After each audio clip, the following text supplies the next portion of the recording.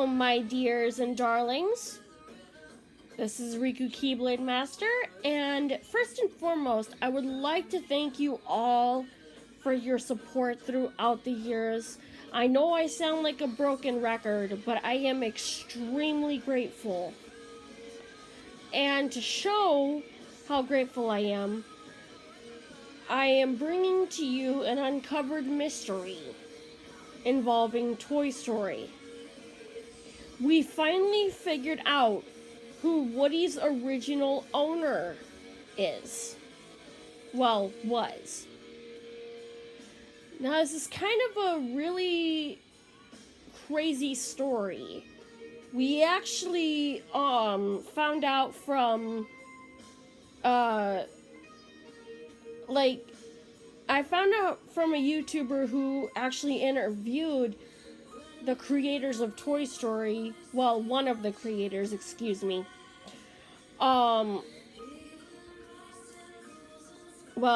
a friend of one of the creators. Well, anyways, here's the story. So, you remember the show Woody's Roundup, right? Well, the show Woody's Roundup obviously spawned a lot of unique merchandise and everything. Well, here's what happened. Woody's dad's family was very poor and didn't have much. In order to win a Woody doll, the kids had to send a certain amount of box tops in.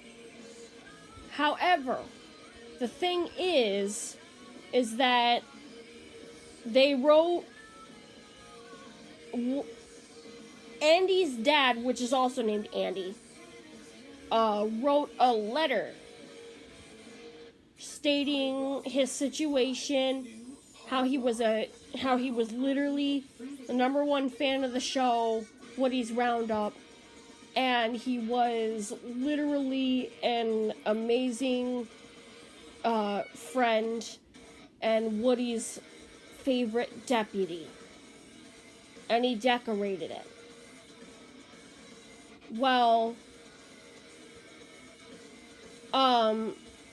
while this was all going on, once the astronauts went up, children only wanted to play with space toys, as according to the prospector, which the name Sputnik was actually supposed to be Andy Sr.'s name. But then his parents changed their mind and just went with Andy. And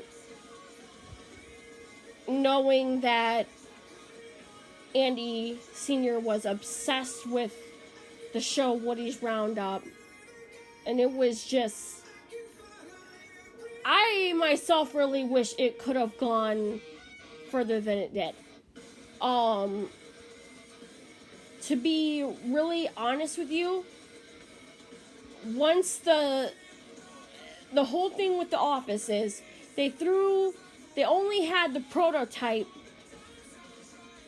The secretary actually dug it out of the trash, cleaned it up, and then when she got Andy Sr.'s letter, she sent it to Andy Sr. along with the only doll that was ever made. And then,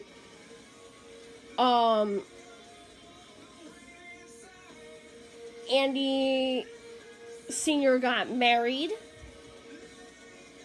Then they moved to San Francisco. Don't ask me why San Francisco. They lived in their parents' house. And the reason that we don't see a wedding ring on Andy's mom's finger anymore is because, well, I'm getting ahead of myself here. well, Andy Sr. packed a lot of his old stuff into a hope chest and saved it for his son when he got old enough. And when the time came when Andy Sr.'s health issues took him, were actually about to take him from this world, Andy was given a key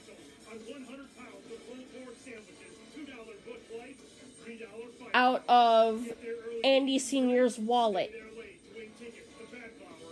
And then Andy Sr. told Andy Jr. to go upstairs. After he goes upstairs, is when Andy Sr. dies. He dies while Andy is upstairs looking for the hope chest. Upon receiving the news of his father's death,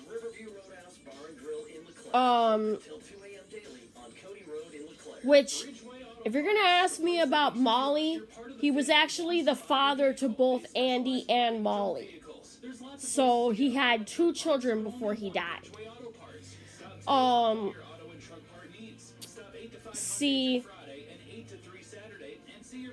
After which, of finding out about his dad's death, Andy had forgotten about the key for some time, but then one day decided to open the chest, and in it was Sheriff Woody, Slinky, and Mr. Potato Head. The other toys that Andy gets, or that we see in the movie, are toys that he had collected, like the Barrel of Monkeys and other toys and such. But the first 3 toys that were ever given to Andy Jr. were in that chest. The Sheriff Woody doll, the only one made, the only one of its kind, a rare Sheriff Woody doll,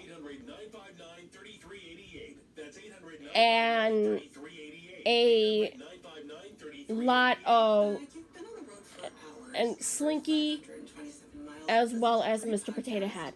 So 3 toys. I'm not sure if there was anything else in the chest, according to the story. But as far as I know, those were the only 3 items in the chest.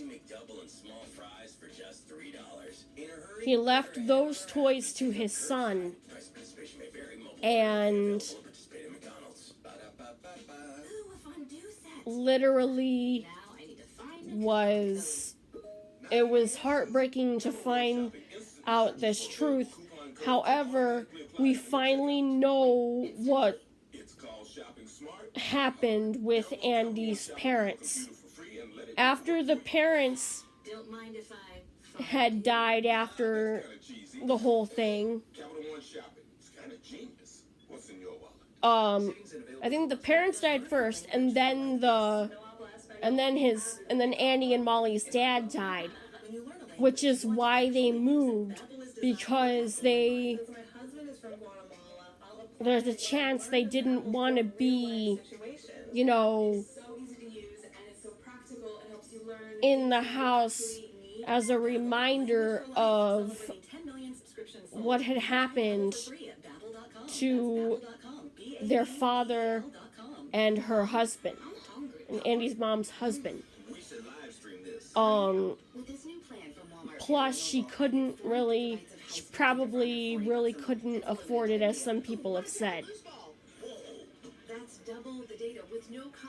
But yes, I have uncovered the mystery. I'm sorry that this has been a long story. I appreciate you guys sticking to the end. Thank you guys so much for being there with me. Thank you, thank you, thank you from the bottom of my heart. Until next time, I've been Riku Keyblade Master. Comment, rate, subscribe to become a Keyblade wielder, and stay awesome as usual. I know this is probably gonna be a tear-jerking thing for you guys. I admit, when I first found this out, I cried a tad bit. I'm not gonna lie. I did cry a little bit.